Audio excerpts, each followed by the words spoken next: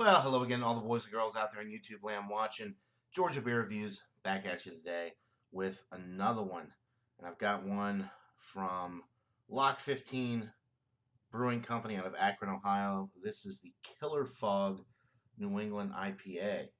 This beer is courtesy of Mr. Joey Edibles from STD Podcast, Square Table Degenerates Podcast. If you haven't already, go check out his channel. He does really cool stuff.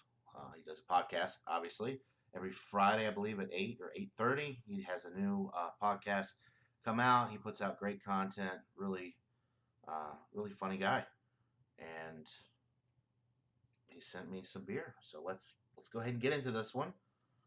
Obviously, I've never had it. We don't get Lock 15 Brewing Company beers here in Georgia. So this beer clocks in at 7.5% alcohol. It's 28 IBUs. It has an SRM of 4.7.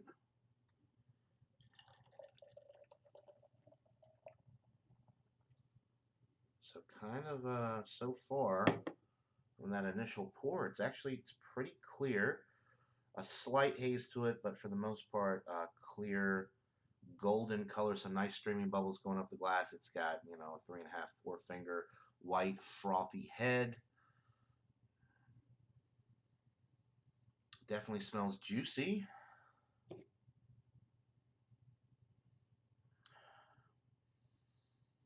So lock15brewing.com is the website if you want to go check them out. It's a brewery and restaurant. A little info from the can. It says a plague broke out during the summer of 1826 while the canal laborers were dredging out Summit Lake. In the process of lowering the lake by 9 feet and manually removing 230,000 cubic yards of muck, cholera, typhoid, and malaria broke out and quickly spread throughout the greater Akron area. This plague later became known as the Killer Fog.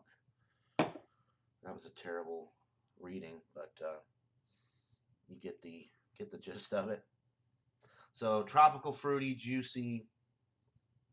It smells like a straight juice bomb, honestly, with the appearance being what it is. I wasn't necessarily expecting that, but I'm getting some tangerine. A little bit of a berry note, surprisingly, almost like a strawberry aroma.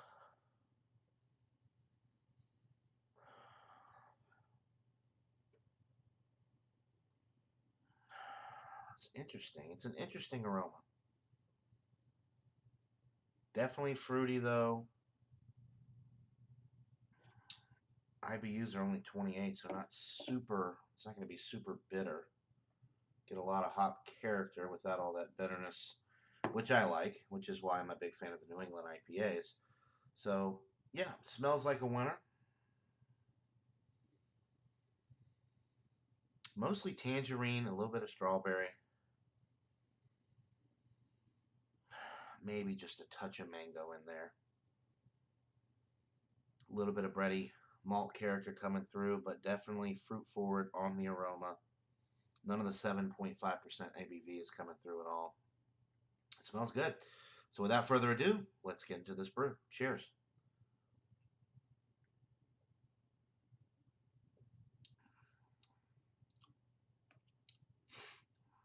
Very nice. Right up front, you're getting those nice fruit notes, but it leads very quickly into a bready center. Some white bread crust. It's definitely not bitter.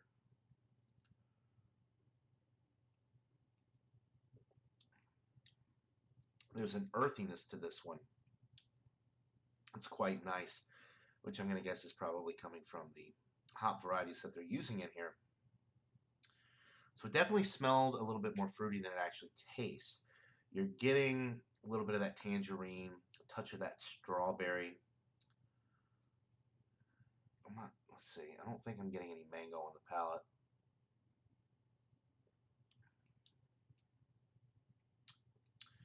No, really not picking up on mango, but it's definitely nice and bready in the middle. A little bit of earthiness coming through, a little hop, earthy notes on the finish on the back end. It drops off quite nicely. It's light, it's crisp, it's clean, it's refreshing. The carbonation is medium. The sessionability is really through the roof.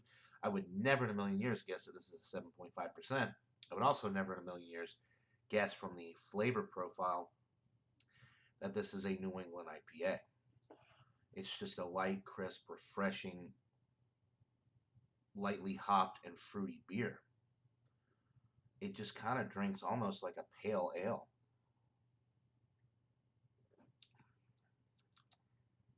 With nice juicy hop notes and an earthy finish.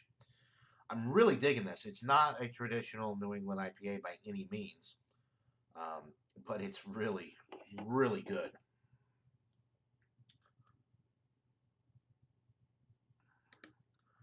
All right, so actually, it hazed up a little bit with the last pour. See if it changes anything. The aroma is about the same.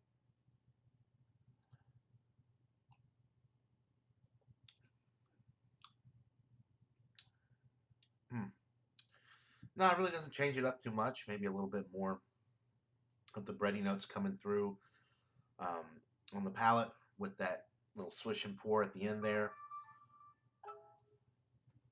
Sorry, my phone's going nuts. But yeah, very enjoyable. I would highly recommend if you get Lock 15 Brewing Company beers in your area, I would definitely recommend checking out the Killer Fog New England IPA. Not really a traditional New England IPA as far as the appearance, the body, the mouthfeel, even the finish. But it does have those juicy notes. They're just short lived, and it's more focused on the malt character than the hops. The nice bready malt notes, and then that little bit of an earthiness to kind of balance out the fruit forward presentation that you're getting from the hops. I'm going to go with a 95 out of 100. I think it's a solid A right down the middle. I'd give it a little bit higher marks if it was more, you know, along the lines of a traditional New England IPA. This is not what you would think of when you think of a New England IPA. At least I don't. But it's still an excellent beer, 95 out of 100. Thanks so much to Joey Edibles for sending me this beer.